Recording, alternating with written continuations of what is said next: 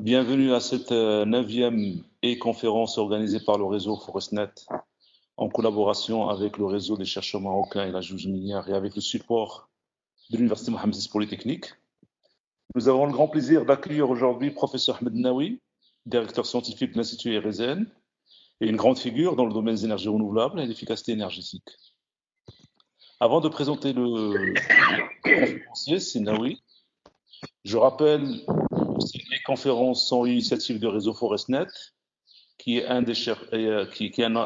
réseau de chercheurs et d'ingénieurs nationaux et internationaux du monde académique et industriel, et qui ont la particularité de travailler sur des thématiques de recherche en relation avec la chaîne de valeur de l'industrie des phosphates, ainsi que sur les thématiques connexes. Ce réseau qui se veut une plateforme d'échange et de collaboration scientifique et de réseautage pour rassembler des équipes de recherche complémentaires pouvant combiner leurs efforts, leur expertise pour affronter les défis scientifiques et technologiques de l'industrie des phosphates dans un souci d'innovation et de diversification des produits phosphatés à forte valeur ajoutée. Bien, permettez-moi au nom du réseau ForestNet et du comité d'organisation des Weekly Air Conference d'exprimer notre grand plaisir de recevoir aujourd'hui Si Ahmed Naoui, un grand ami, pour nous présenter une conférence qui concerne un domaine prioritaire au Maroc, à savoir le déploiement des énergies renouvelables en tant que source d'énergie propre. Alors, professeur Naoui, si j'ose dire, est une figure très connue sur la scène marocaine et mondiale. Naoui a obtenu son DEA pour les vieux, ils reconnaîtront ce que c'est le DEA, mais pour les jeunes, c'est l'équivalent du master actuel. Il a obtenu son DEA, son doctorat à l'Université de Bourgogne, en France, sur le traitement d'hydrogène chimie, en relation avec l'eau. Il a commencé sa carrière de professeur à l'Université Mohamed V de Rabat, avant de prendre de plier bagages et de rejoindre l'Allemagne et le groupe du très célèbre prof Helmut Tribusch en Allemagne en 1983 pour développer les premières recherches sur les cellules solaires.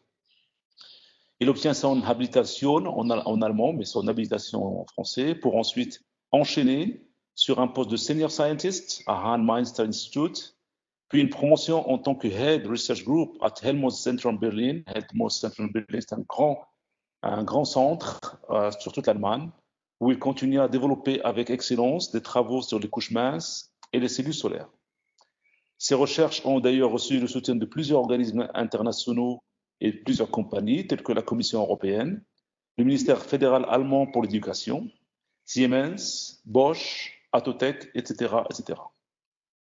Il est très important de souligner que Si Ahmed n'a pas oublié pendant cette période de succès scientifique en Allemagne pour accueillir dans son laboratoire plusieurs étudiants marocains, maintenant professeurs de très bonne qualité dans les universités marocaines. Merci Si Ahmed. Quelques indicateurs scientifiques. Professeur Naoui a un H-index 42, les professeurs universitaires savent ce que c'est ce H-index, et un I-10 index 93 depuis jusqu'à avril 2020. Il a occupé cette dernière décennie plusieurs responsabilités, telles que joint professeur à Qatar Foundation, où il a designé le syllabus du programme Solar Photovoltaic Technology à l'université Hamad Ben Khalifa. Puis il devient directeur de Solar Energy Group at Environmental and Energy Research Institute, KERI. Il a également et à ce jour assuré la direction scientifique de l'Institut de recherche Erezen, où il continue d'évaluer et aider au pilotage de plusieurs projets de recherche en relation avec les énergies renouvelables. C'est donc un grand plaisir d'accueillir Si Ahmed en tant que grand professeur, mais surtout en tant que grand ami, personnellement grand ami, mais un grand ami de tous les Marocains, les professeurs marocains. Aujourd'hui, Si Ahmed Naoui nous donnera une conférence intitulée Cellules solaires photovoltaïques et photoélectrochimiques, s'inspirer de la nature pour la transition énergétique. Si Ahmed, à toi la parole. Bon, merci, Sadoun. D'abord, je tiens à remercier toute l'équipe qui a organisé cette initiative parce que c'est l'une des initiatives que je trouve qui va être qui va rester pour longtemps et qui va se développer au Maroc et qui va beaucoup apporter aux générations futures. Surtout, il va mettre en contact les seniors, les générations qui sont soit en cours de carrière, soit qui sont déjà à la fin de leur carrière, comme moi. Et certainement, dans l'avenir, il y aura peut-être pourquoi pas des gens de renommée très internationale comme des prix Nobel, etc. Je pense que c'est possible. Donc, c'est une plateforme qui, pour moi, elle est extrêmement originale et qui va beaucoup aider aussi bien les étudiants qui vont faire carrière dans les domaines des énergies renouvelables, du développement durable, que d'autres qui veulent seulement apprendre un peu et s'inspirer, etc., même y compris des enseignants et des industriels. Donc, je trouve que c'est une grande initiative et pour cela, je vous remercie vraiment. Et je vous remercie bien sûr de m'avoir invité. Je vais aborder le photovoltaïque d'une façon un peu très spéciale parce que si on veut savoir sur le photovoltaïque, il suffit de googler, d'ouvrir l'Internet et on peut beaucoup apprendre. Mais ma conférence, il a quelque chose d'original, c'est que nous voulons s'inspirer de la nature, nous voulons comprendre, mais comment la nature réussit un certain nombre de choses que l'être humain n'a pas encore réussi à faire technologiquement. Donc, nous allons aborder le problème de la conversion de l'énergie solaire, que ce soit une conversion chimique, électrochimique, ou tout simplement la conversion directe pour avoir du courant continu que grâce à des ingénieurs, ils peuvent le transformer en courant alternatif, etc., etc. Donc, je vais commencer par ce que j'ai appelé ici quanta, photosynthèse et solar cells, ou cellules solaires. Je vais bien sûr aborder le sujet qui est la photoélectrocatalyse. Il y a deux mots ici, il y a les photons, il y a l'électricité, il y a des matériaux catalytiques. Et il y a tellement de travaux qui ont été déjà faits et tellement de choses qu'on est capable de faire en regardant le tableau de Mendeleïev qu'on doit faire recours à des méthodes nouvelles qui est par exemple machine learning, c'est-à-dire apprendre à la machine comment reconnaître les choses, comment prévoir les choses et la laisser travailler parce qu'il va travailler encore beaucoup plus vite que nous une fois qu'on l'a rendu un peu intelligent. Et bien sûr, si on veut comprendre la nature, on doit comprendre ce qu'on appelle les niveaux d'énergie et les bandes d'énergie. Donc, je vais un peu vous embêter avec ce qu'on apprend à l'université.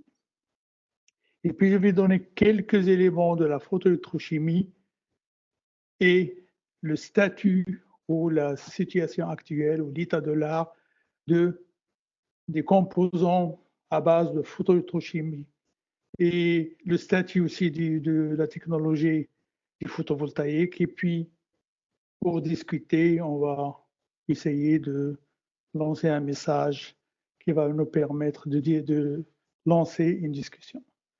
Vous voyez sur cette transparent qu'il y a la photosynthèse, qu'il y a tous les éléments qu'on peut tirer de la photosynthèse, à la fois l'absorption de lumière, la séparation de charge, le transport de charge et l'utilisation des électrons, c'est ça l'électricité, pour fabriquer soit l'hydrogène, soit d'autres carburants ou de la biomasse qui va servir quelque chose. Et ce sont tous des processus quantiques. Alors, comment mettre ces processus quantiques à l'échelle technologique? C'est de ça qu'il s'agit. Il y a une partie ici qui est en arabe parce que ça a été fait depuis longtemps. Je l'ai présenté il y a longtemps à l'Ayoun. Et la situation qu'on veut résoudre, ce que j'ai écrit ici en anglais, c'est ouvrir la porte pour 100% de la transition d'énergie, c'est-à-dire avoir que des énergies renouvelables à la place de pétrole qui est polluant. C'est ça la transition énergétique. Et vous savez qu'actuellement, si on regarde l'énergie qu'on consomme, il y a plus d'énergie qui vient du combustible fossile. Donc, qui dit combustible fossile dit CO2, le dioxyde de carbone. Et tout le monde sait que la nature n'est plus capable d'absorber dans le cycle de carbone tout le dioxyde de carbone, et par conséquent, nous avons des problèmes, et tout le monde maintenant le sait.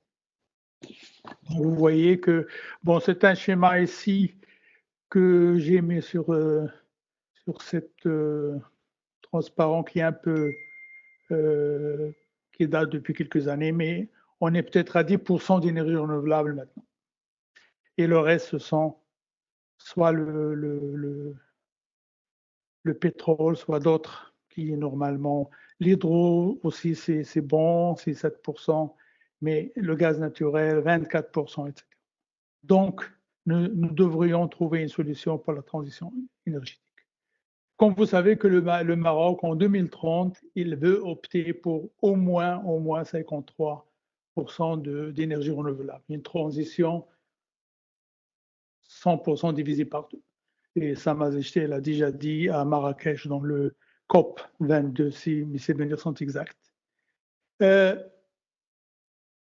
On a besoin de beaucoup d'énergie en 2050, en 2050, on aura encore besoin de beaucoup plus que le double. Et par conséquent, à mon avis, on n'a pas d'autre choix qu'une transition énergétique. Sinon, nous aurons un autre problème.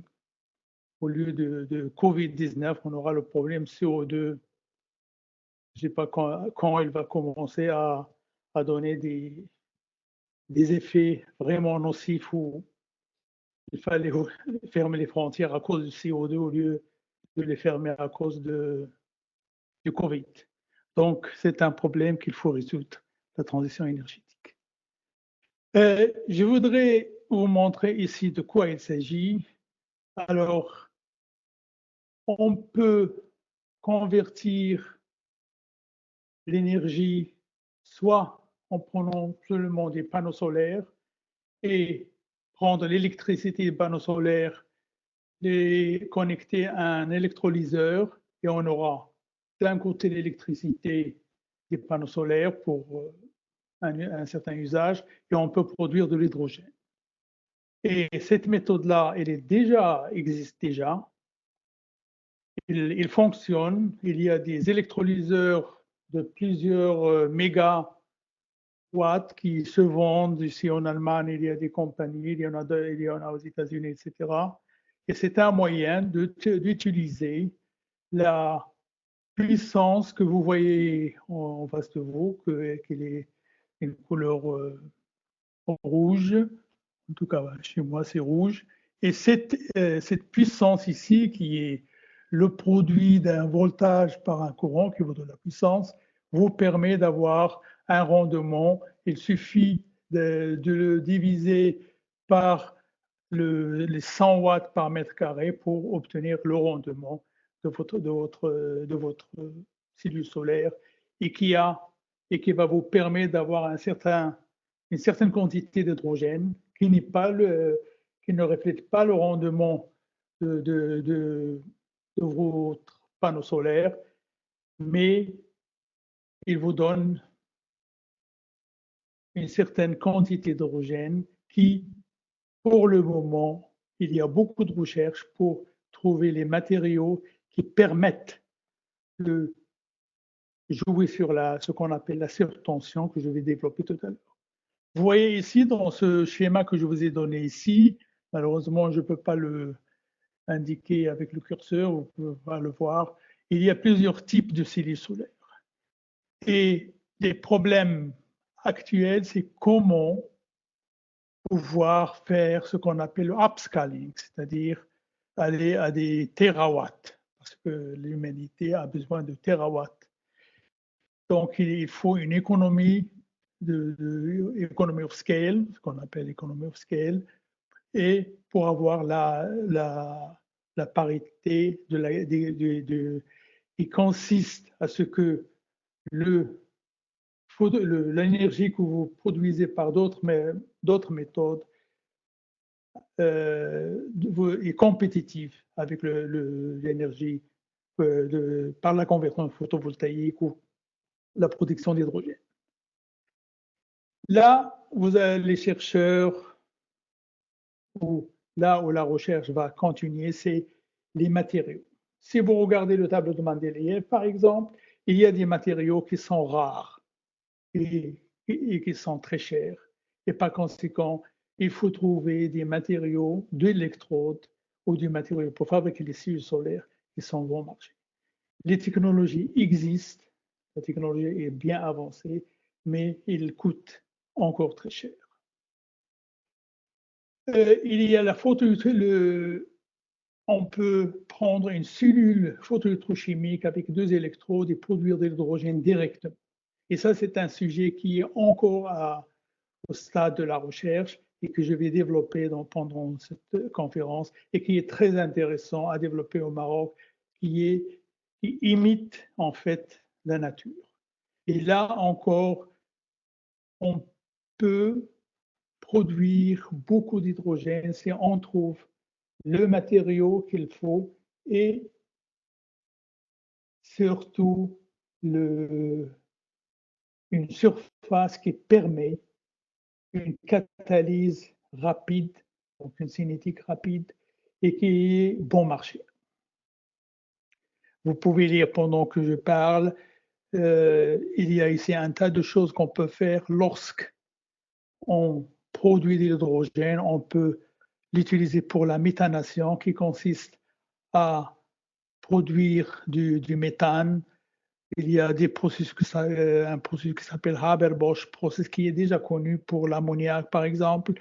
On peut aussi utiliser l'hydrogène et il y a d'autres processus où on peut innover. Maintenant, cette idée d'imiter la nature. On a le Soleil qui nous envoie un certain spectre sur notre planète et qui équivaut à peu près à 100 kW par mètre carré. Et les pays comme le Maroc, il obtient suffisamment d'énergie pour cette transition énergétique. J'ai écrit quelques formules ici. Il y a une seule formule ici qui est l'énergie en électronvolts qui est reliée à la longueur d'onde que la lumière transmise, et connaissant la longueur d'onde, vous pouvez avoir l'énergie et vice-versa. Cette formule est très importante pour les ingénieurs. Et si on compare la photosynthèse avec les cellules solaires que nous avons aujourd'hui, on peut voir une chose, que la photosynthèse, elle est très sophistiquée. La photosynthèse, par exemple, elle est capable de prendre 2 rayons infrarouges et les utiliser pour fabriquer de l'oxygène ou bien du gaz carbonique, alors que nous, on n'est pas encore capable de faire des choses pareilles. On peut aussi voir que la photosynthèse est très efficace pour fabriquer de la matière vivante, comme le glucose, par exemple. En utilisant, il est capable de prendre 48 photons, par exemple, pour produire une molécule de glucose. Ce sont des processus auxquels il faut réfléchir pour voir est-ce qu'un jour on est capable d'avoir une technologie qui est similaire à la photosynthèse. Le phénomène, on peut le mettre en un schéma simple que vous voyez ici. Il y a la photosynthèse, c'est le numéro 2. Le numéro 3, sûrement transparent. Alors, j'ai mis les numéros parce que je ne peux pas vous indiquer avec mon curseur tous les schémas. Donc, je vais utiliser ces numéros-là. Donc, au numéro 3, le photovoltaïque et la photoélectrochimie, on a besoin d'un système qu'on appelle un système donneur-accepteur. Donc, vous avez des électrons que vous produisez dans un matériau et il faut trouver une réaction chimique, par exemple, pour prendre ces électrons et fabriquer quelque chose, de l'hydrogène, ou de la matière vivante, du glucose, ou un carburant, etc. Alors, comment réussir à faire ça technologiquement? La photosynthèse, elle a tout un mécanisme qui date depuis des milliers et des milliers d'années et il est capable d'avoir une réaction sous la lumière pour produire de l'oxygène, une réaction dans le noir pour produire des protons et des électrons et absorber ou fixer du CO2, du dioxyde de carbone et fabriquer du fuel. Et c'est ce qu'il fallait imiter au point de vue technologique. Ici, je vous montre comment on pourra procéder actuellement dans la recherche scientifique. Si vous regardez le schéma, par exemple, numéro 2, au schéma numéro 2, vous avez plusieurs réactions chimiques qui sont tous des réactions qui fixent du gaz carbonique, c'est-à-dire des réactions dont on a besoin. Toutes ces réactions, thermodynamiquement, on peut les faire, on peut les produire. Le problème, c'est que si on regarde toutes ces réactions chimiques, ils ont une énergie libre du gypse, ils sont très rapprochés. Et si vous êtes un peu bon en électrochimie, vous savez que l'énergie libre elle est reliée au potentiel chimique, c'est-à-dire le potentiel nécessaire pour produire cette réaction dans une cellule électrochimique, ils sont très rapprochés et c'est très difficile de séparer toutes ces réactions par rapport, par exemple, à l'hydrogène. Vous voyez que ici, vous avez le système qui vous permet de produire l'hydrogène. Ensuite, à 1,2 ou 1,23 volts plutôt, il y a le système qui permet de fabriquer l'oxygène. Entre les deux, il y a ce 1,23 électron-volts et toutes ces réactions chimiques sont entre les deux. Donc, comment faire pour produire, pour fixer du CO2 dans une réaction, dans une réaction chimique, par exemple, ou électrochimique plutôt. Donc, il y a deux problèmes de recherche en ce moment, c'est l'oxydation de l'eau en oxygène et la réduction des protons H+ en hydrogène. Les protons H+, on peut les avoir facilement dans une solution acide ou dans une solution basique. Et le CO2, comment on peut le réduire en hydrocarbone ou autre chose. Et je pense qu'il fallait utiliser ce qu'on appelle machine learning et prendre toutes les données qui existent dans la littérature et essayer insérer tous ces données dans des machines avec des résultats expérimentaux. Et si vous regardez ce triangle 3 ici, il y a du matériel screening, de high throughput et du matériel prédiction. Ces trois domaines de recherche, on peut, dans une alliance par exemple, travailler là-dessus et avoir le plus grand nombre possible de données pour pouvoir résoudre ce problème. Il y a deux choses qu'il faut ajouter ici. Le 5 ici, c'est essayer plusieurs catalysateurs dans le tableau périodique. Il y en a beaucoup de matériaux qui fonctionnent comme le ruthenium, comme le platine. Le platine, il est très cher. Et essayer tous ces matériaux-là. Il y a aussi un moyen avec théorie qui est très utilisé au Maroc. Et je connais des groupes qui travaillent là-dessus, c'est la density functional theory, des calculs de densité du principe, de first principle, on appelle ça, pour les utiliser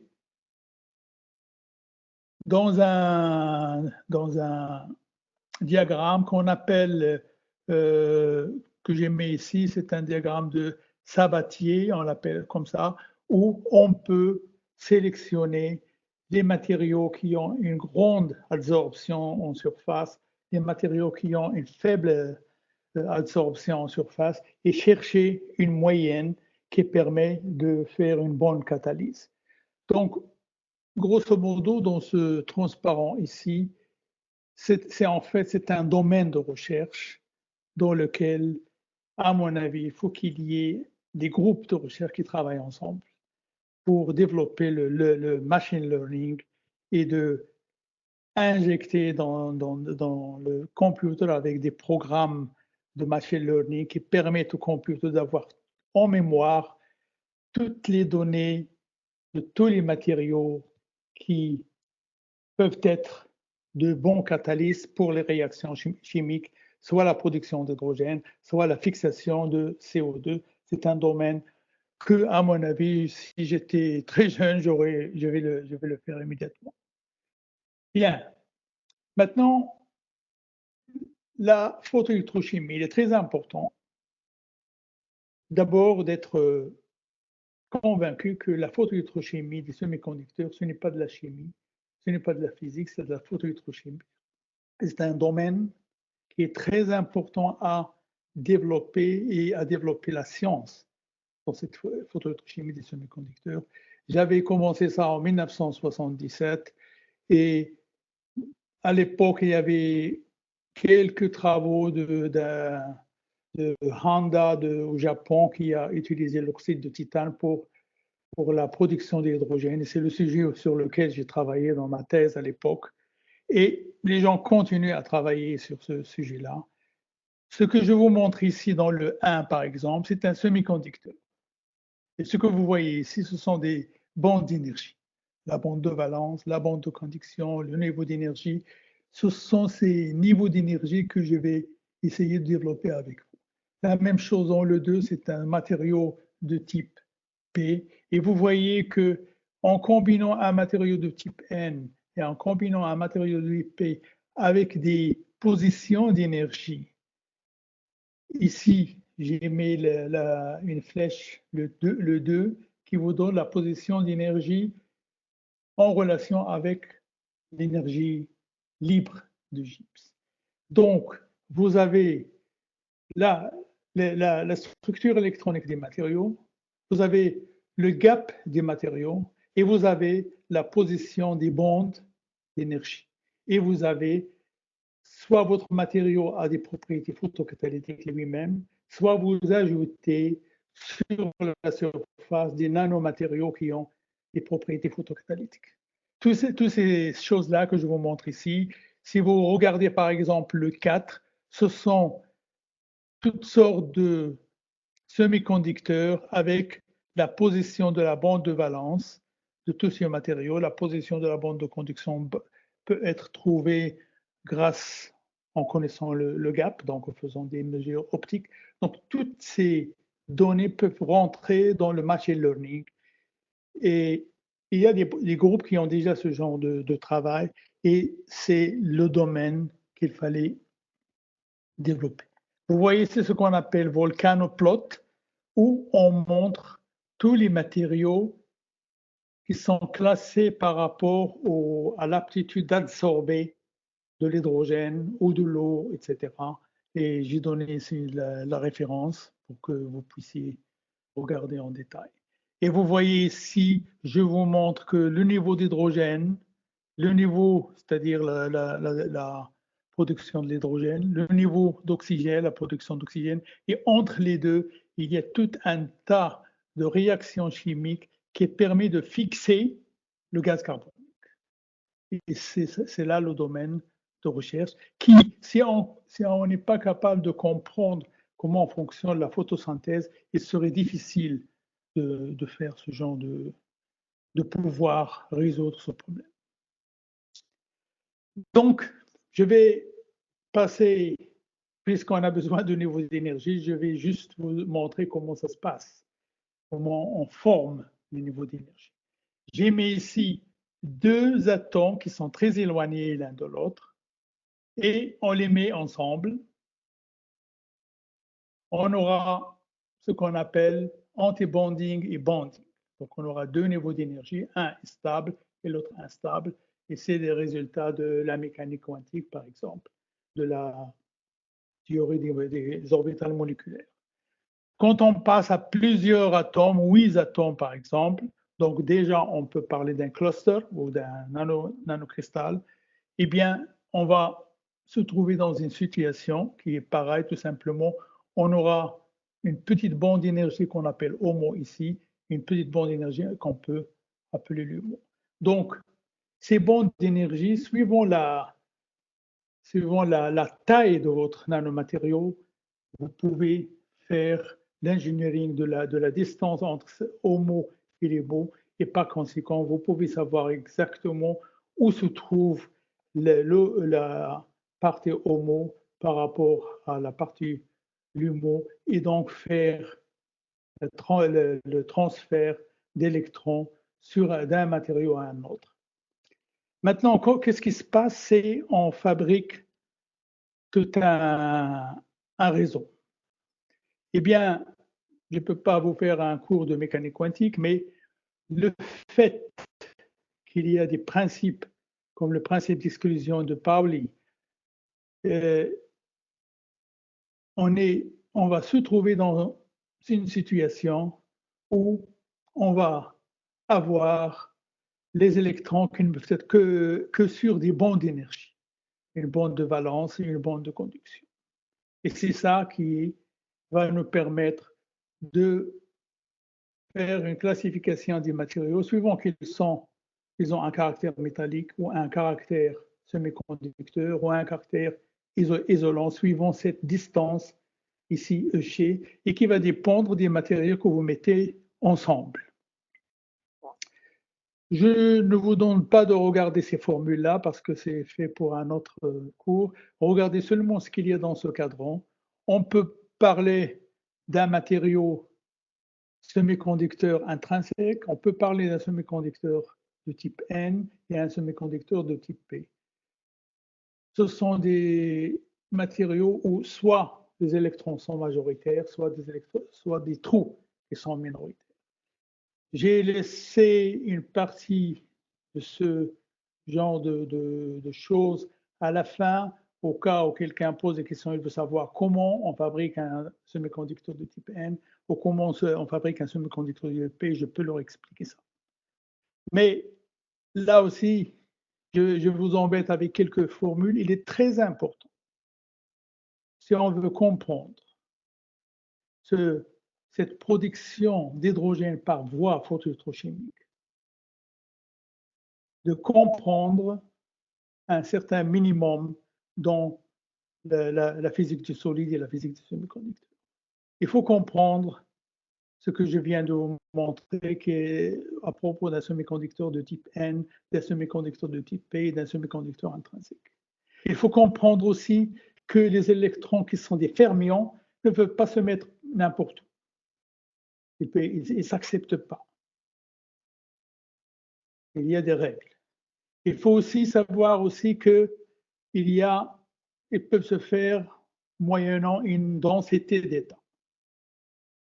Et il faut savoir aussi que grâce à ces valeurs qu'on sort de la physique statistique, on pourra calculer le nombre d'électrons ou le nombre de trous dans le nombre d'électrons dans la bande de conduction, de valence, pardon, et le nombre de trous dans la bande de valence et le nombre d'électrons de la bande de conduction. Ce sont des choses très importantes pour les étudiants, que ce soit un cours en chimie ou un cours en physique ou un cours en biologie, c'est très important. Et ça, je vais discuter avec vous à la fin comment un curriculum à l'université doit être fait en s'appuyant sur ces notions-là qui sont directement liées au développement durable. Il est très important aussi de savoir qu'il y a une échelle de physiciens et une échelle de chimistes. Le physicien, il fait des expériences qui sont liées au niveau du vide, comme ce qu'on appelle XPS, le X-ray photoélectron spectroscopie, etc. Le chimiste, il fait des expériences dans une solution. Et il y a un moyen de relier ce que fait le chimiste et ce que fait le physicien. C'est pour ça que j'ai mis une échelle du physicien et une échelle du chimiste par rapport à un électrode de référence.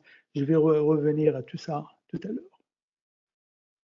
Il est très important aussi, comme on parle de niveau d'énergie dans un semi-conducteur et densité d'énergie dans un semi-conducteur, on peut aussi parler de niveau d'énergie et de densité dans un électrolyte. Tout simplement, c'est seulement la façon dont on mesure les choses qu'il faut que le physicien et le chimiste se mettent d'accord. Le chimiste, il utilise par exemple une électrode de référence que j'ai mis ici dans ce schéma. Et les théories actuelles, ce sont des théories de Guéricher, de Tribouche avec qui j'ai travaillé. Ils sont capables d'expliquer, ils nous ont expliqué comment un électrolyte peut être défini énergétiquement comme un solide. Donc, on peut définir les niveaux d'énergie dans un liquide comme on le définit dans un solide, ce que j'ai mis ici sur ces schémas-là. Donc, vous voyez, par exemple, quand on met en contact un métal que j'ai mis ici tout à fait à gauche, à ma gauche, donc vous avez un niveau de Fermi qui est le potentiel chimique du métal, M c'est métal, avec sa densité d'électrons. Et lorsqu'on met en contact un métal et un électrolyte, on peut parler de niveau d'énergie du métal et du semi-conducteur. Et à l'équilibre, les deux niveaux d'énergie se mettent au même niveau.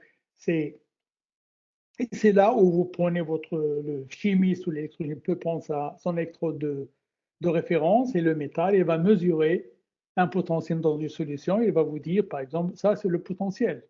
Monsieur Sadoun connaît ça parce qu'il fait des mesures de ce genre de choses pour les batteries, par exemple. Ici, je vous montre un peu plus de détails que vous n'êtes pas obligé de regarder ces formules si vous ne voulez pas préparer un doctorat là-dessus. Et vous voyez qu'on peut définir une relation entre le niveau d'un système redox en solution par rapport à la valeur en électronvolts. Vous mesurez quelque chose en volts entre une électrode et une solution, et vous pouvez transformer ça avec le moins 4,5 électronvolts que vous voyez ici. Et ça, ce sont des choses qui ont été vérifiées expérimentalement et théoriquement aussi. Donc, il y a des relations qui permettent de relier ce que fait le physicien du solide et ce que fait l'électrochimiste. Ici, j'ai mis par exemple un métal, un semi-conducteur, c'est à ma droite, une échelle du physicien du solide, et vous voyez que les niveaux d'énergie du semi-conducteur sont bien définis par rapport à cette échelle du physicien du solide, et on peut aussi les définir par rapport à l'échelle de l'électrochimiste, parce qu'on sait ce 4,5 électronvolts ici qui correspond au niveau du vide. Bien. Donc tout ça, seulement pour vous dire que électrochimistes et physiciens du solide peuvent se mettre d'accord pour le même langage pour discuter les niveaux d'énergie, sans problème. Les chimistes utilisent ce qu'on appelle un potentiostat, une cellule électrochimique que j'ai montré ici. Et je vous ai montré ici de nouveau comment expérimentalement on voit les choses. Ce que vous voyez en rouge ici, c'est la courbe courant, tension, comme c'est mesuré en électrochimie. Et si vous regardez sur cette courbe les points où il y a évolution d'hydrogène et le point où il y a évolution d'oxygène. Donc, le rouge à ma droite, c'est le niveau redox de l'oxygène. Le rouge à ma gauche, c'est le niveau redox de l'hydrogène. On peut facilement, en électrochimie, trouver cette valeur de 1,23 volts entre les deux niveaux d'énergie, qui est l'énergie nécessaire pour décomposer l'eau.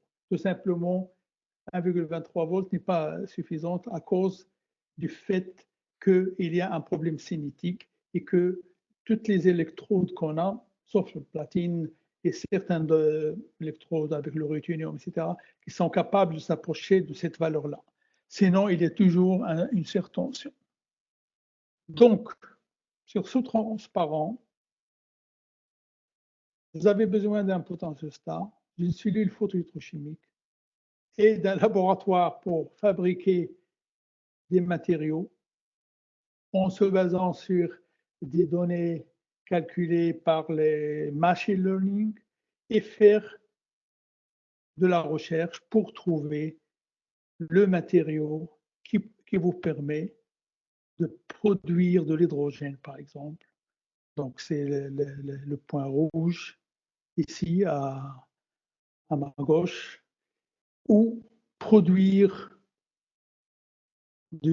fixer du CO2 pour fabriquer un fuel, suivant l'une de ces réactions que vous voyez ici.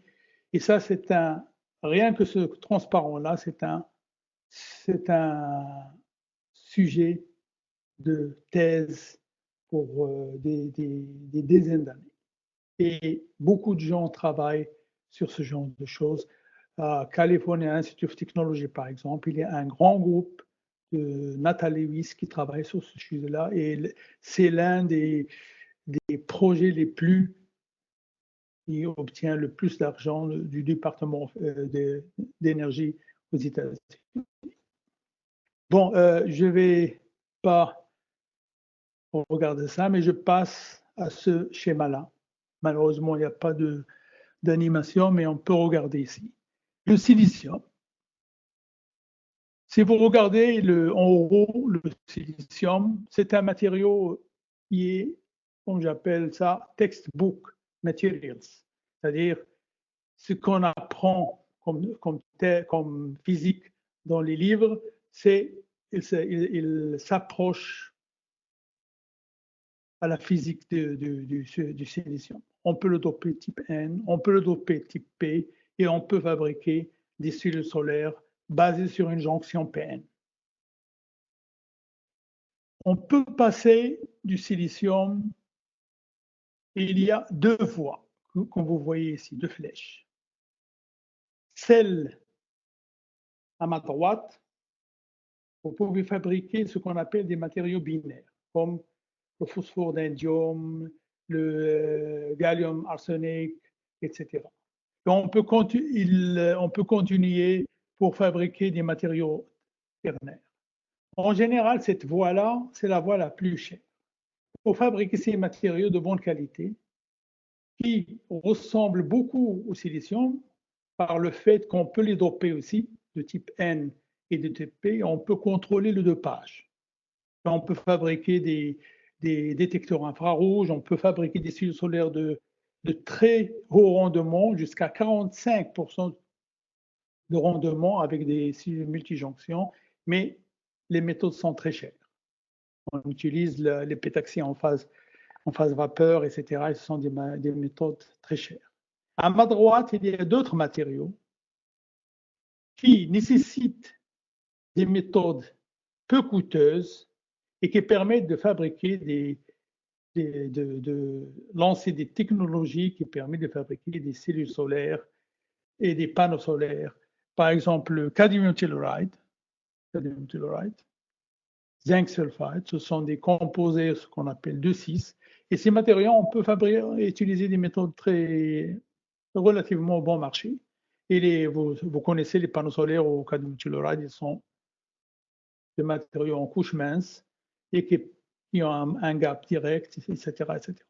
On peut passer des matériaux en substituant la colonne 2 du tableau de Mendeleïev que vous voyez une partie en face de vous, à droite. On peut substituer le 2 par le 1,3 pour tomber sur d'autres matériaux qu'on appelle les chalcopyrites. Et ces chalcopyrites, il y a des panneaux solaires de chalcopyrites qui dépassent 22% de rendement en ce moment. Il y a également le fait que l'indium dans ces matériaux-là, que vous voyez ici avec le gallium, sont très chers. Il y a des gens qui travaillent sur d'autres matériaux pour remplacer l'indium par le zinc, par exemple, et par le tin, pour fabriquer ce qu'on appelle la klestérite. Donc, ce sont aussi des domaines de recherche actuellement qui continuent. Le cadmium telluride, il est déjà commercialisé. Le copper, indium, gallium, sélénite sont déjà commercialisés. Et les rendements continuent. Les gens continuent à travailler pour augmenter les rendements, etc. Donc, du silicium jusqu'au binaire, au ternaire. Et grosso modo, comme je vous dis, dans la voie à droite, c'est pour les riches qui forment des matériaux parfaits, comme le silicium, et qui permet d'avoir des cellules solaires, par exemple les composés 3,5. On fabrique les multijonctions auxquelles on intègre une optique. On intègre une optique. Et on peut fabriquer des panneaux solaires de concentration. On concentre jusqu'à 200 soleils et plus. Et on peut les utiliser pour je vais vous montrer à la fin que ce sont eux qui pour le moment fonctionnent pour la production d'hydrogène avec des rendements de 19%. Ce sont les derniers résultats depuis l'année dernière. Les matériaux de droite, comme je vous ai dit, la recherche continue. Ce sont des matériaux émergents, mais la recherche continue. Et aussi les matériaux de droite, on peut utiliser machine learning parce qu'il y a quelque chose qu'on appelle le GREM, ce Sommerfeld Rule, que quel que soit le fait que ce sont des matériaux qu'on peut fabriquer de type N et P par une méthode. Alors, je viens d'avoir un truc qu'on me dit qu'il reste 5 minutes, alors que je ne suis même pas dans le milieu de ma. Non, c'est Ahmed, 15 minutes, 15 minutes. Ah, 15 minutes, ok, très bien.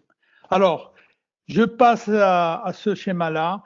Vous voyez ici comment la technologie s'est développée, la technologie du silicium. Les panneaux solaires que vous voyez dans le commerce qui représentent 90% de la production que vous voyez, c'est ce qu'on appelle ALBSF, où on a une couche d'aluminium, où on arrive à des rendements de 20%. Ensuite, on passe à une autre génération où ce qu'on appelle local contact, qui peut aller jusqu'à 23%. Mais toutes ces technologies, vous voyez, ils se saturent à un certain rendement.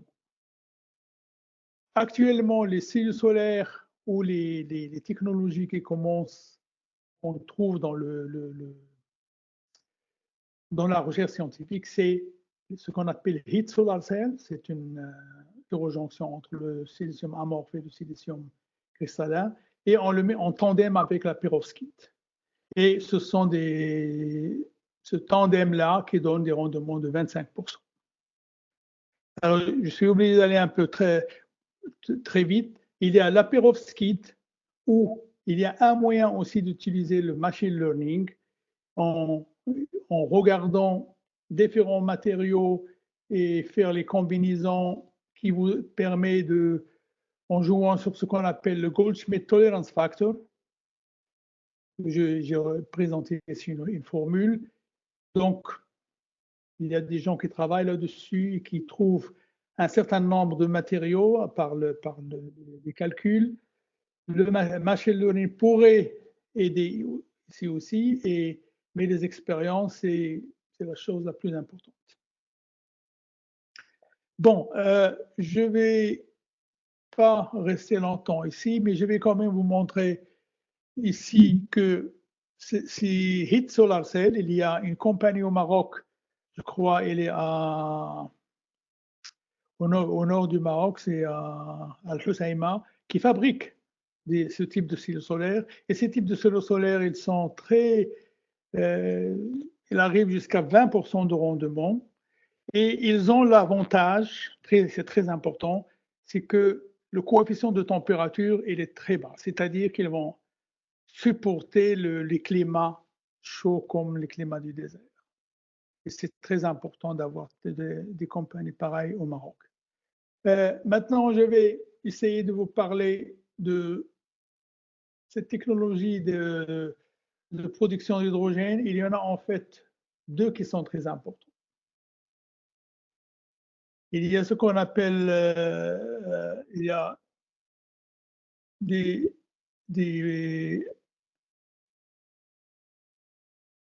cellules où vous avez une membrane qui vous permet de sélectionner, c'est le nafion en général, qui vous permet de sélectionner le passage des protons d'une électrode à une autre.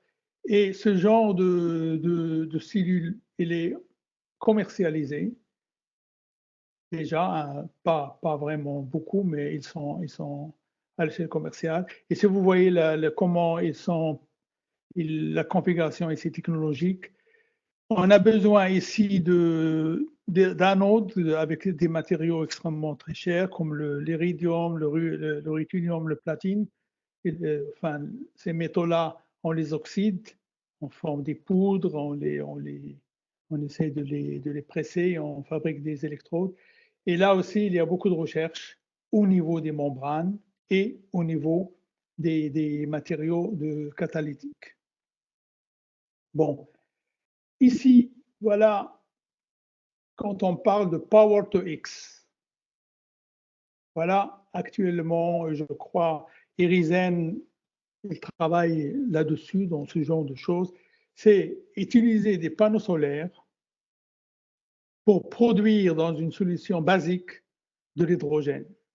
On peut bien sûr produire aussi de l'oxygène. Et cet hydrogène, on peut les utiliser dans des processus qui existent déjà, qui sont déjà connus en Europe et ailleurs, que soit Haber-Bosch process, où on peut utiliser par exemple l'azote et l'hydrogène pour fabriquer de l'ammoniac. Ça, c'est très important. Ou bien la méthanation qui est aussi connue et qui pourrait fixer le CO2 qui sort des usines, par exemple, et l'hydrogène qu'on peut avoir de la photoélectrolyse et fabriquer du méthane. Donc la méthanation pour fabriquer le méthane et Haber-Bosch pour l'ammoniac.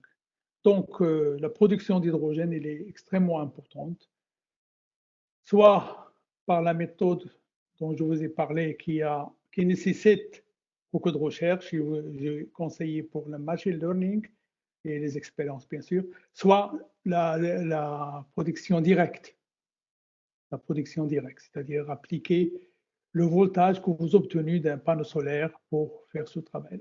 Il existe des électrolyseurs très géants, mais ce n'est pas bon marché. Et je pense que l'industrie au Maroc pourrait un jour fabriquer des électrolyseurs, ça sera bien. C'est se développe au Maroc. Je vais finir avec ça.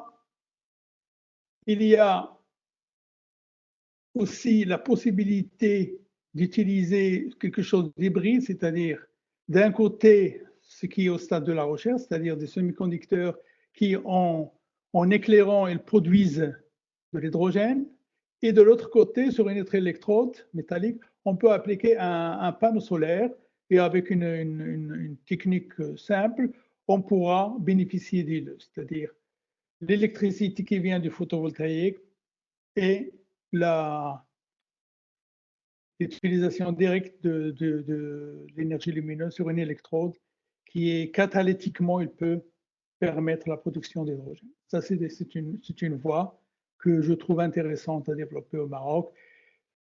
Les rendements, je vous donne ici un truc qui semble compliqué, mais en fait, il n'est pas compliqué que ça. Pour considérer une boîte noire ici, vous vous éclairez avec le spectre du soleil. Donc, vous faites rentrer une énergie P input et puis vous obtenez le output. et quelque chose à la fin. Et le rendement, si vous considérez ce que vous obtenez en sortant, vous pouvez imaginer dans cette boîte noire un composant que vous fabriquez qui vous permet d'avoir le fuel et l'électricité. Imaginez un device, une boîte noire que vous avez fabriquée et qui avec l'illumination, il vous donne du fuel et de l'électricité. Et j'ai fait un peu des petits calculs en se basant sur une référence ici, et on voit que le rendement, il peut être d'une façon très simple écrit ici, c'est vous considérez l'énergie du soleil.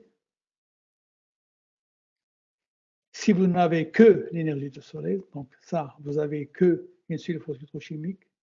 Vous ajoutez de l'électricité si vous mélangez, comme je vous ai montré tout à l'heure, dans ce cas-là, vous avez ici le panneau solaire d'un côté, donc de l'électricité comme input, et de l'autre côté, la lumière pour l'autre électrode. L'électrode, vous injectez de l'électricité et l'autre électrode, vous injectez de la lumière. Et le rendement peut être donné par cette formule-là. Donc, voilà comment on pourra éventuellement avoir le rendement d'un système hybride. Bon, ici, j'ai mis aussi un cas, Power to Fuel System. Si vous prenez cette relation de tout à l'heure et vous considérez par exemple que vous n'avez pas, vous avez que de l'énergie du soleil. Donc, vous n'avez pas un panneau solaire, donc vous aurez ce rendement-là. Donc, vous avez fuel et le soleil pour avoir du fuel. Et le rendement est donné par cette relation-là. Et vous aurez le rendement ici qui pourra être calculé avec les valeurs expérimentales. Donc, pour vous dire que on pourra faire de la recherche et calculer des rendements et en jouant sur les matériaux qu'on veut fabriquer ou dicter par exemple, le machine learning, on pourra regarder tel ou tel matériau, telle ou telle combinaison de matériaux. Bon, je vais sauter ceci. Alors, actuellement le système qui fonctionne bien, il a été conçu par des chercheurs ou dans un projet où il y a le California Institute of Technology et Helmholtz Center à Berlin, et qui ont fabriqué un composant avec les matériaux que dont je vous ai parlé tout à l'heure et qui sont basés sur les matériaux un peu chers, le gallium arsenic, indium phosphide, et sur la surface des électrodes ici, donc vous voyez une hétérojonction ici entre gallium indium phosphide, gallium indium arsenic, avec deux cellules ici, mais la surface, sur la surface, il y a le TO2, le fameux TO2, et de l'autre côté, sur l'autre électrode, vous avez le ruthium oxyde. Donc, ce que je peux vous dire ici, c'est que dans une électrode, pour fabriquer de l'hydrogène par voie photoélectrochimique, vous avez besoin d'un système et d'une technologie appropriée qui permet d'avoir déjà un rendement photovoltaïque assez grand et des surfaces qui ont des propriétés catalytiques très importantes.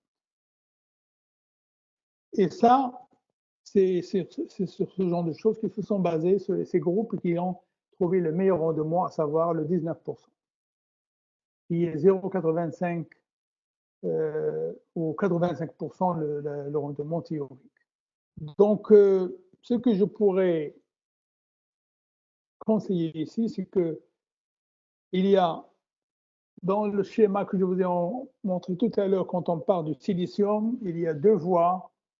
La voie de droite, c'est les composés les plus chers, gallium arsenic, indium phosphide, etc.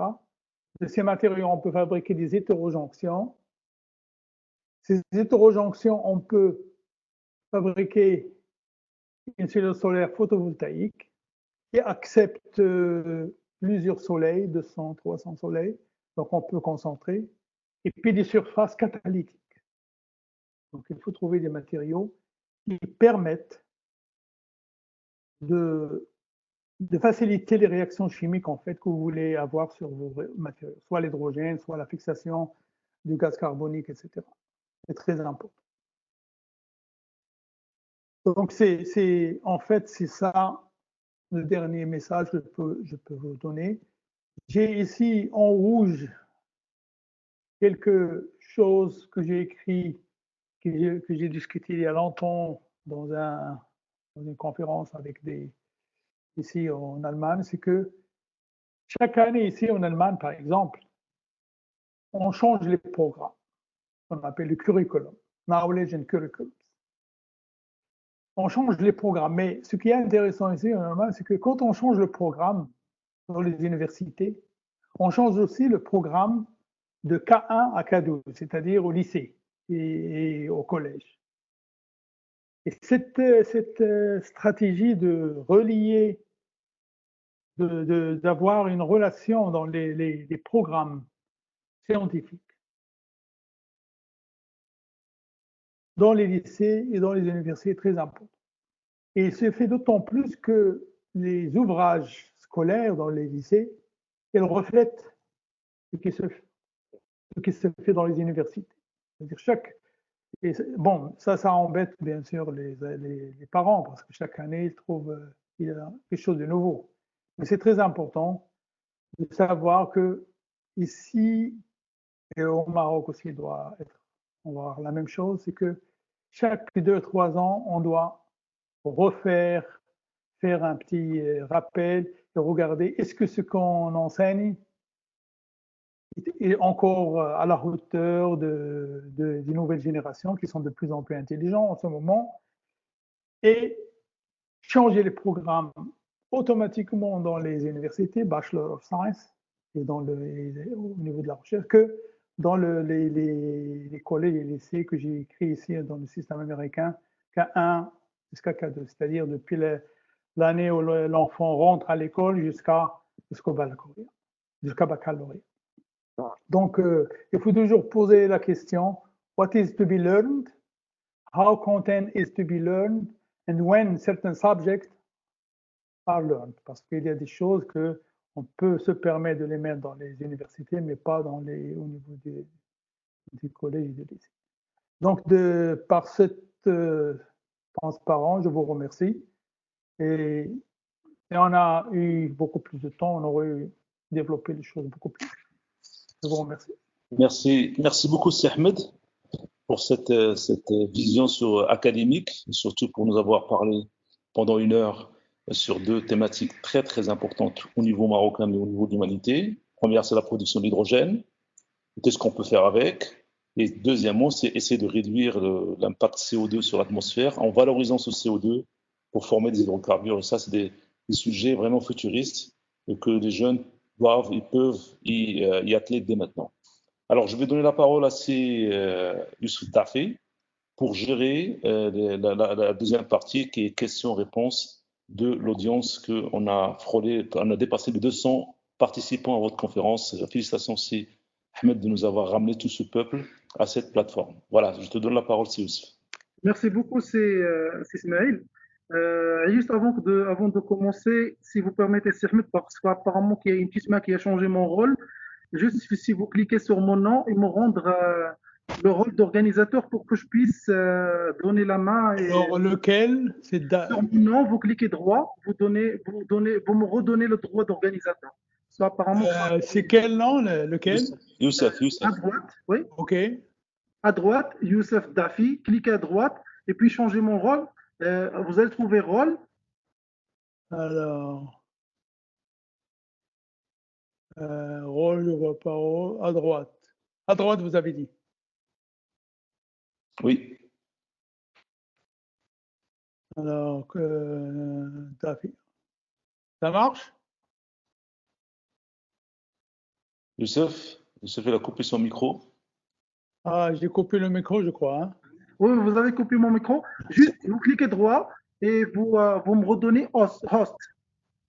Comme ça, Ah, j'activerai les options pour que les chers participants oui, puissent oui, lever la main. j'essaie de voir où est-ce qu'il est host, où est-ce qu'il est.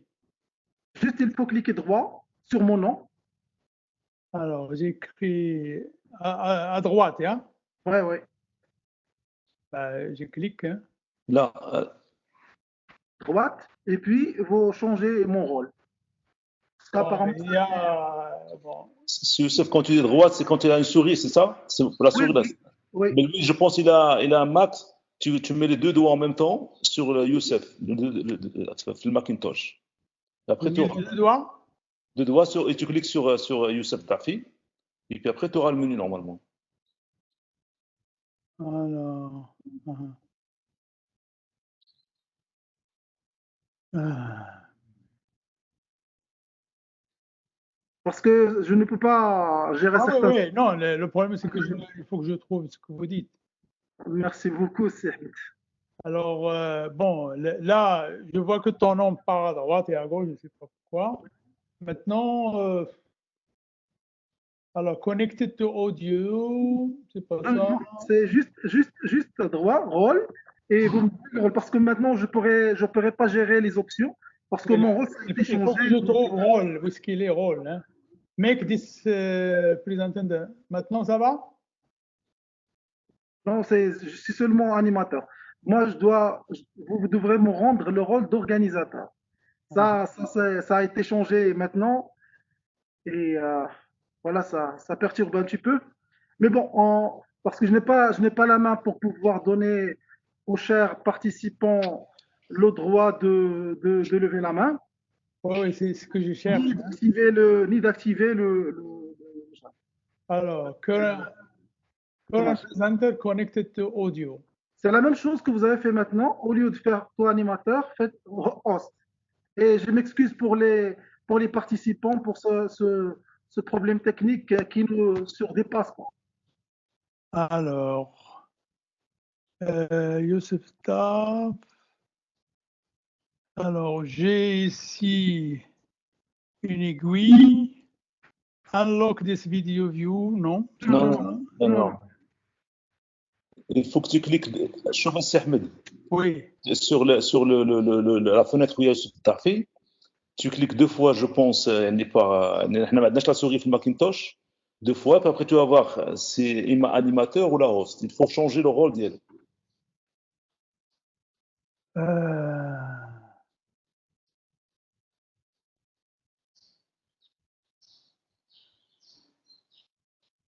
Current presenter connect to audio. Ici.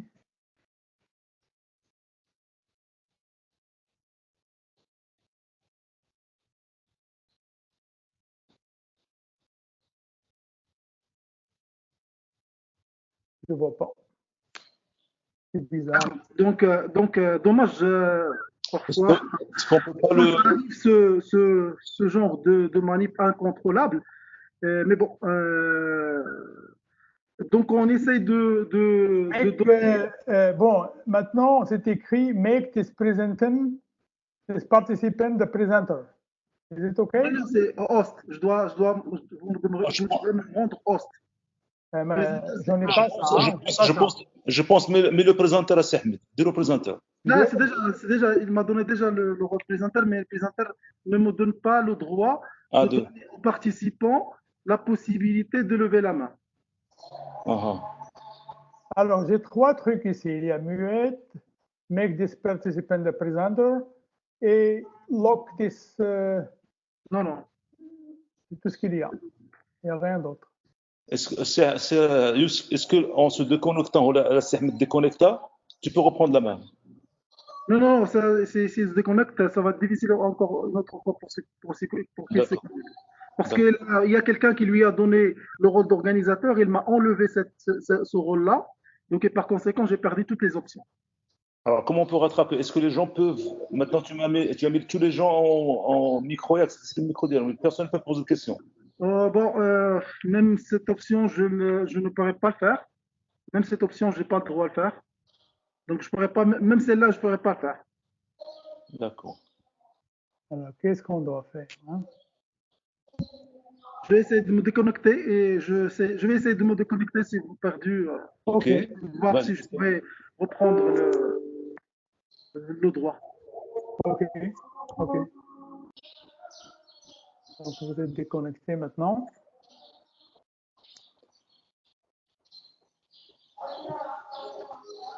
سي احمد ديك الشجره موراك ناتوريل ولا ارتيفيسيال؟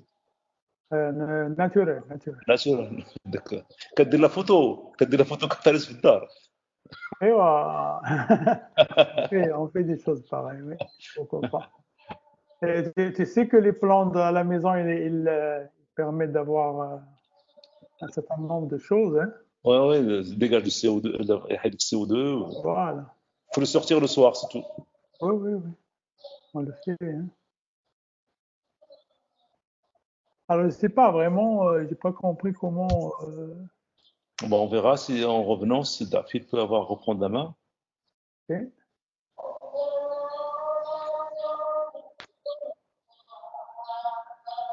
On a atteint 228 audiences.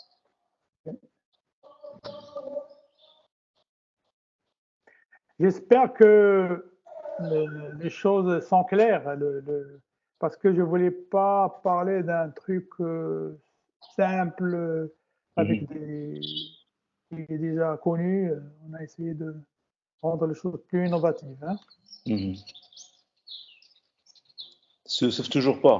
Ah, je reviens, donc l'organisateur d'origine de l'événement a changé mes rôles, donc et par conséquent, je ne pourrais pas avoir le droit si on ne me redonne pas le droit d'organisateur et par conséquent, je n'ai pas d'option. D'accord. Je viens de perdre il y a 10 minutes maintenant. D'accord. Quelqu'un t'a volé le Ah droit. oui, c'est l'organisateur d'origine qui a enlevé ce droit. Donc, D'accord. c'est ce que je dis maintenant. D'accord. Donc, Donc, c'est pour ça qu'on voit rien. OK. De toutes les façons, on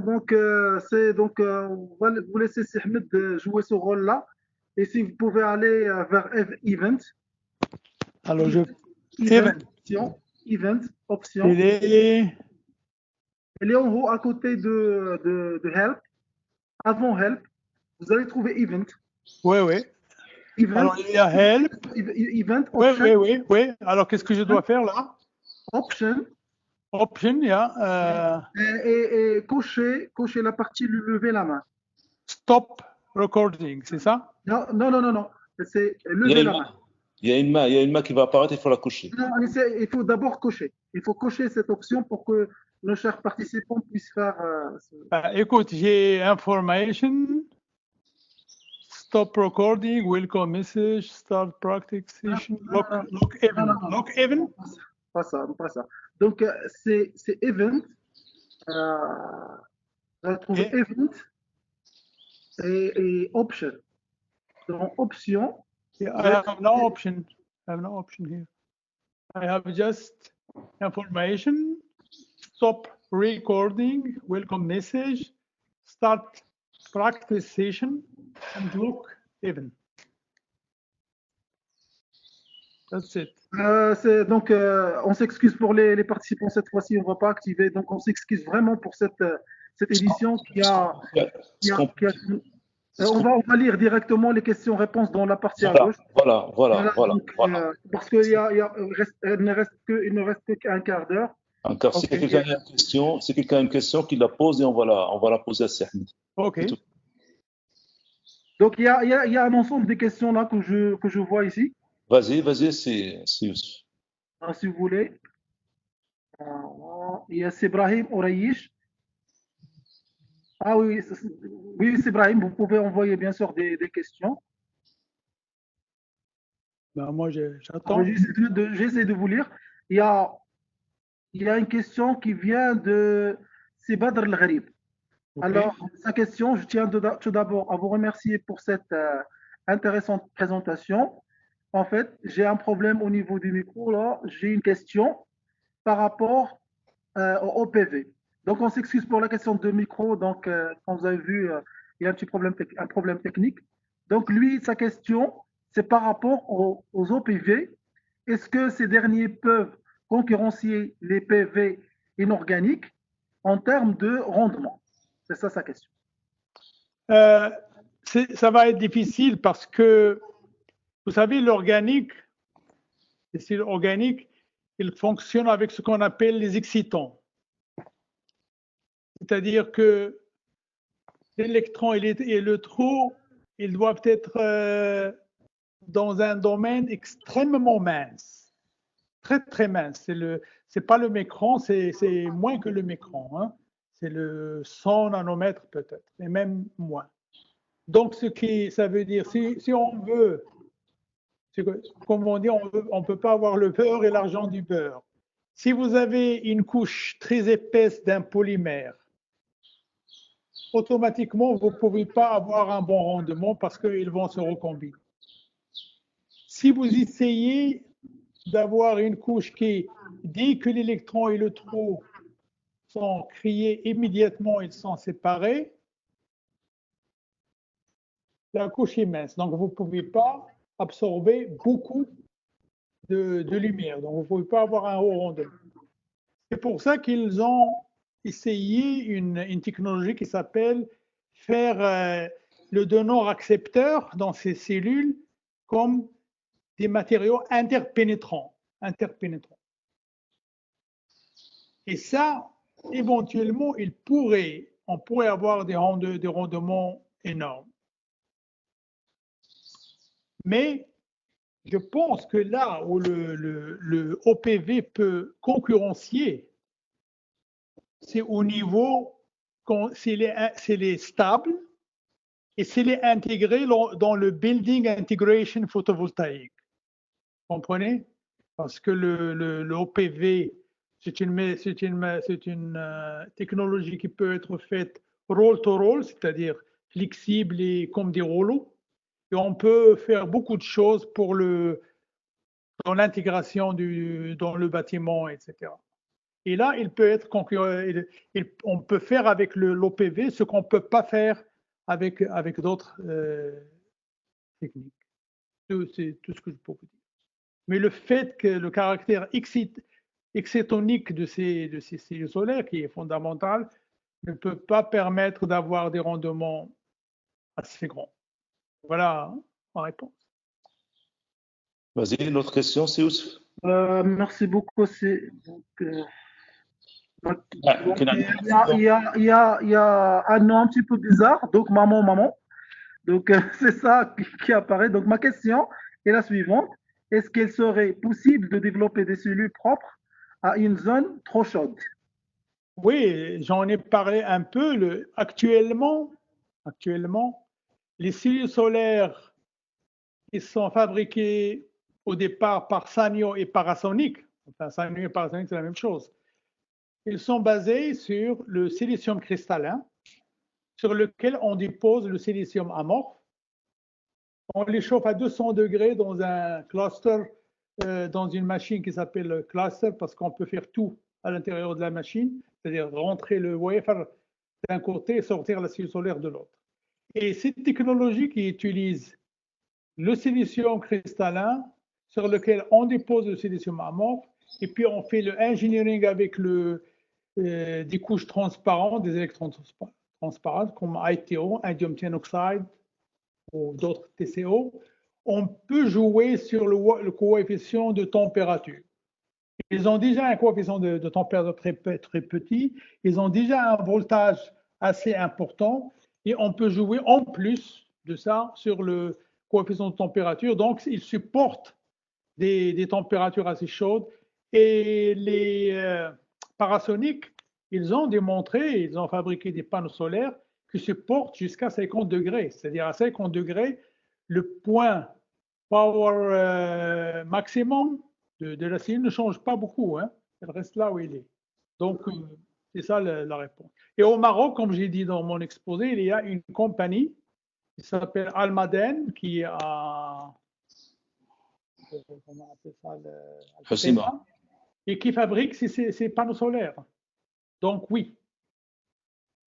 Mais la recherche continue pour avoir beaucoup plus.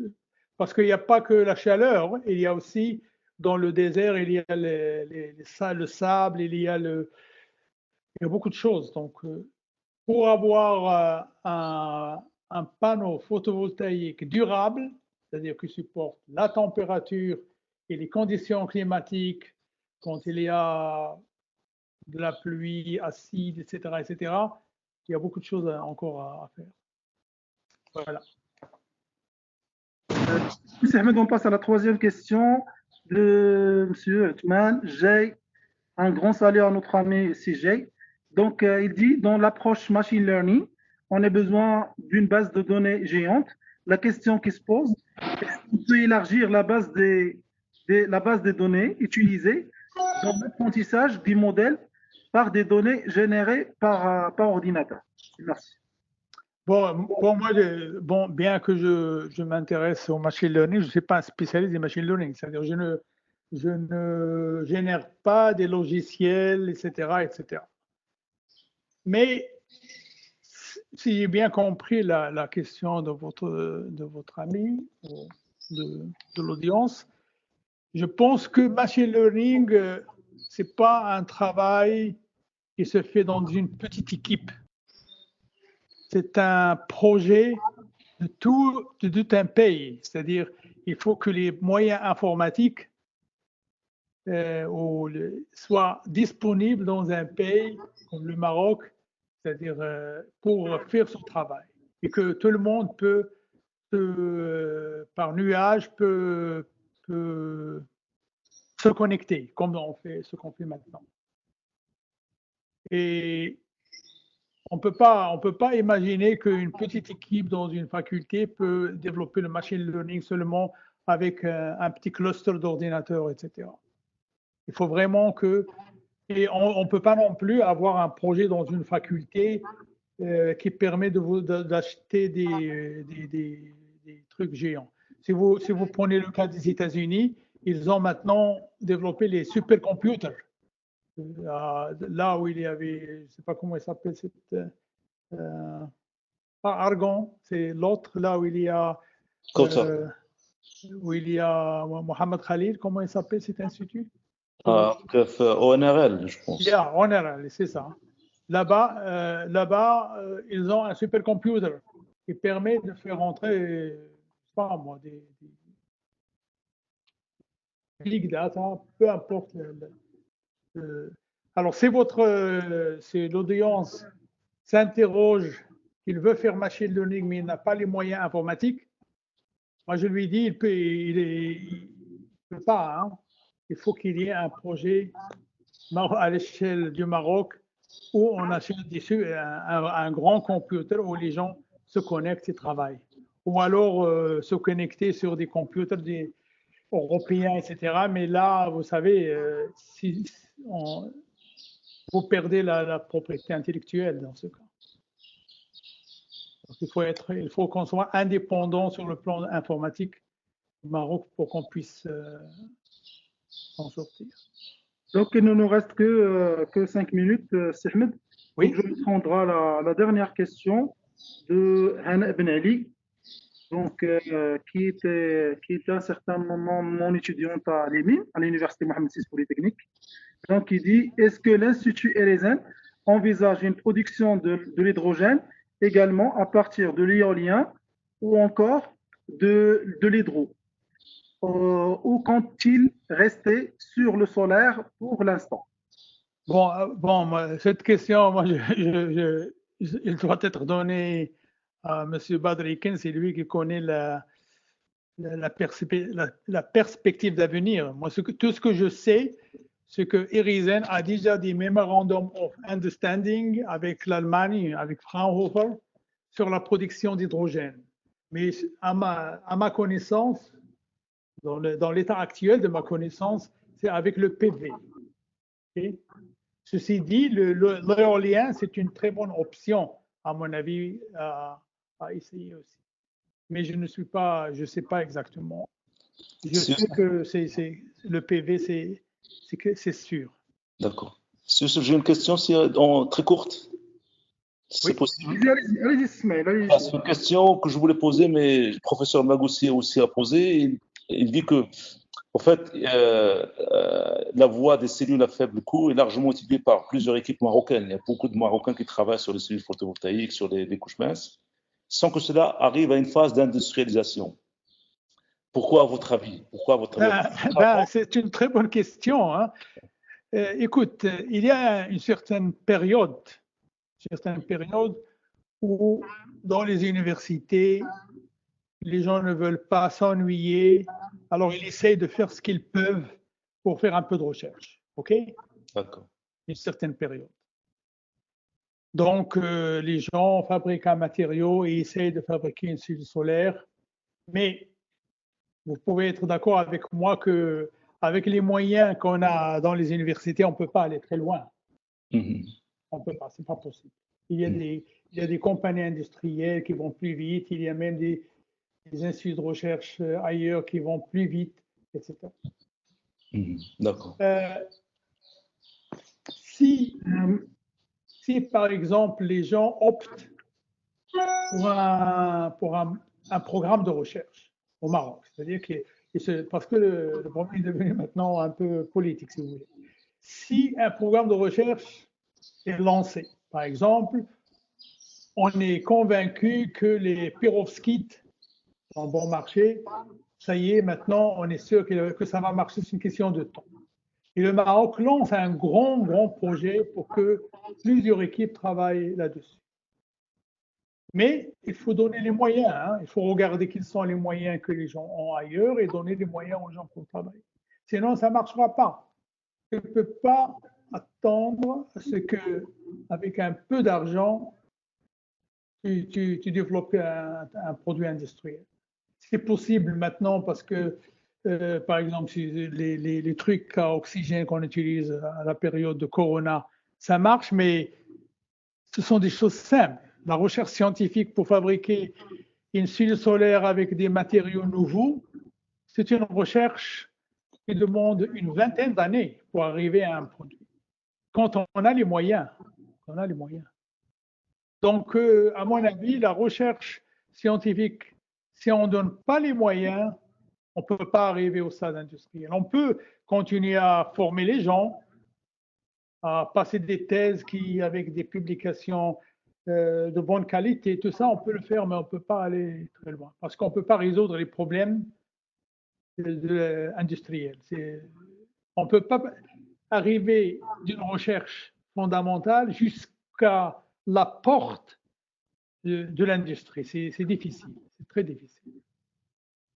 Sauf peut-être dans des domaines autres que le domaine du solaire. Le domaine du solaire, ce n'est pas facile, hein. Merci. Merci, Ahmed. Donc, je pense qu'il ne nous reste que 2 minutes, parce que normalement, enfin, j'ai repris mon rôle de l'organisateur. Mais bon, c'est dommage parce que c'était à la fin. Donc, ce n'était pas moi, ce n'était pas de ma faute, hein. Ça va, c'est bon. J'ai repris mon rôle d'organisateur. Donc, justement, donc, notre conférence touchera à sa fin. Je tiens à vous remercier, Ahmed, infiniment pour votre excellente présentation. Donc, on a pu retenir plus de 200, donc j'avais devant moi même 220 personnes à peu près, et on verra par la suite le système, qu'est-ce qu'il donnera comme résultat. Je vous remercie infiniment, et je vous remercie, Ismaël, pour l'animation aussi de cette session-là. Merci à vous tous, merci beaucoup, merci Youssef, tout le monde, merci Ahmed de nous avoir honorés pendant cette heure et demie. Je vous remercie aussi pour avoir organisé une telle initiative, parce que ça c'est une initiative, c'est pas un truc simple, hein. Et c'est très important que ça continue, et c'est très important qu'il soit avec plusieurs, plusieurs branches. La branche de l'énergie, la branche de la médecine, la branche de ceci, la branche de... C'est très très important, parce que c'est comme ça que les jeunes vont se former, hein. C'est pas au niveau d'un amphithéâtre qu'on peut former les gens, c'est dans ce genre de choses. Merci beaucoup. Et il faut aussi opter, excusez-moi il faut opter pour que les choses deviennent très internationales, c'est-à-dire inviter des prix Nobel, pourquoi pas, etc., pour que les choses deviennent assez importantes. Certainement, Ahmed, déjà votre présence parmi nous, c'est une valeur ajoutée à notre initiative. Donc, on vous remercie infiniment. Donc, justement, donc, je passerai à la dernière étape de notre conférence. Donc, je vous donne rendez-vous pour la semaine prochaine, qui sera aussi intéressante que les précédentes conférences. Donc, on aura rendez-vous le mercredi prochain, 13 mai, à 15 heures pile. Donc, on aura rendez-vous avec professeur Abdel Possel, qui est le directeur de technologie transfert office à l'Université Mohamed VI Polytechnique et aussi le coordinateur de notre réseau ForestNet qui organise cet événement. Donc, son intervention portera sur le thème suivant, transfert technologique, la voie royale pour la valorisation des chercheurs, de ses résultats de recherche et pour la création de la richesse. Le vendredi 15 mai, donc on aura rendez-vous avec professeur Abed Chabi de l'INRAD France qui nous parlera du thème suivant Action for a Healthy and Climate Resilience Planet. Donc voilà, donc ce sont les deux prochaines conférences de la semaine prochaine. Sinon, je partagerai avec